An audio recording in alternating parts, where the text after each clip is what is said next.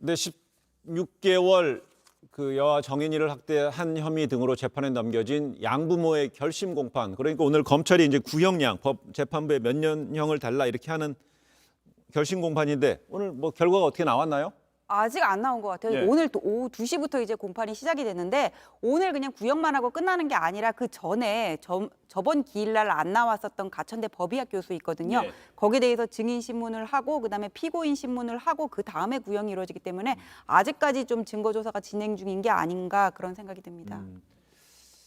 근데 그동안에 양모는 이 수차례 정인이를 때린 것만 인정하고요. 이 살인죄, 그다음에 학대 치사 혐의 계속 부인해 왔는데 그동안 진술이 조금씩 바뀌는 과정도 좀 있었지 않았어요? 그러니까 진술이 바뀐 거는 네. 나중에 살인죄가 추가됐기 때문이에요. 처음에 아동학대 치사로만 기소를 했을 때는 나중에 공소장 변경해가지고 살인죄가 이제 주의적 공소 사실로 들어갔잖아요. 네. 그때는 뭐라 그러냐면 아동학대 치사만 막으면 되는 거였어요. 그때는 내가 아이가 사망할 거라고 예견하지 못했다 그렇게 얘기를 했었어요. 그런데 이제 살인죄가 들어오니까 뭐라 그러냐면 처음에는 떨어뜨렸다 그랬거든요.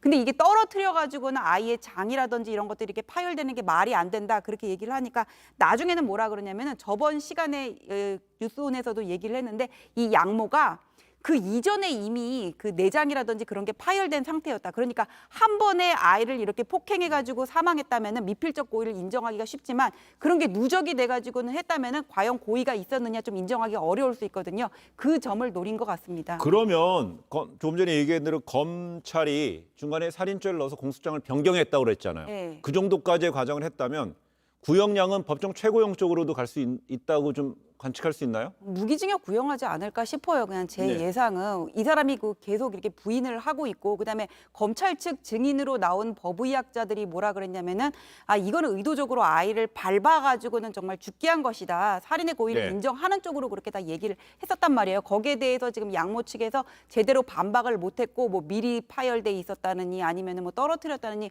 그 정도의 그런 항변밖에 못했기 때문에 이거는 검찰로서도 무기징역 구형을 당연히 하고 선고도 그런 식으로 나눠지지 않을까 싶습니다. 그렇대 결국 이제 양모 장씨 측에서는요, 이 법의학자에게 묻고 싶은 게 있다. 그래서 오늘 증인으로 신청한 거잖아요. 그렇습니다. 일단 양모는 뭐 살인, 네. 학대치사 혐의 모두 다 부인을 하고 있는 상황이긴 합니다.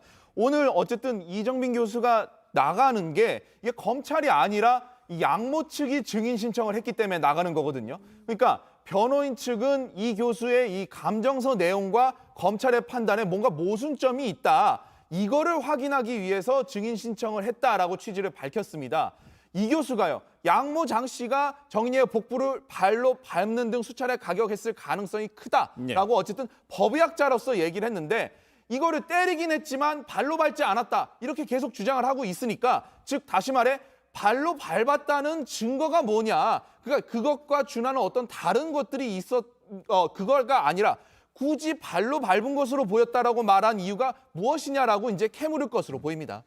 그 양모 장 씨는 지금 오늘 이제 이런 상황이고요. 그 양부 안 씨는 오늘 불구속 상태인데 재판부에 벌써 3번째 반성문을 냈다고 합니다. 어떤 내용을 담겨 있나요? 예, 반성문 내용이 네. 어느 정도 이제 기사화되는데 거기 보면은 뭐라 그랬냐면 아내가 육아 스트레스를 너무 받아서 내가 달래주기에만 급급했다 이렇게 얘기를 했고 네. 아내의 방식에만 맞춰준 것이 결국 잘못된 행동을 부추긴 것 같다 이렇게 얘기를 했고 본인의 안일함과 무책임을 또 이렇게 사죄하는 그런 내용이 있어요. 그런데 아내의 방식, 그런 육아 방식을 존중해줬다 그런 얘기는 안 하는 게 낫지 않았을까. 이미 아이가 사망을 했는데 저런 얘기가 무슨 소용이 있을까 싶고 반성문에 보면은 평생 쏟아질 비난을 감수하면서 처벌을 달게 받겠다 이런 내용이 있는데 처벌 달게 받으시면 될 것 같습니다. 그래요. 그러면 이런 반성문 뭐 3번째 반성문이라는데 앞으로 뭐 4번째가 나올 수도 있는데 이 반성문 양형에 어느 정도 별로 상정이 영향 안 될까요? 미쳐요. 별로 영향 안 미칩니다. 왜냐하면 내가 거기에 대해서 네. 범죄 사실을 인정했을 때 이건 반성문도 의미가 있는 거지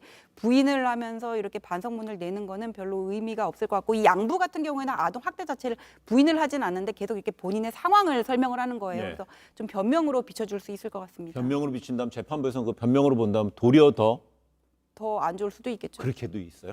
알겠습니다.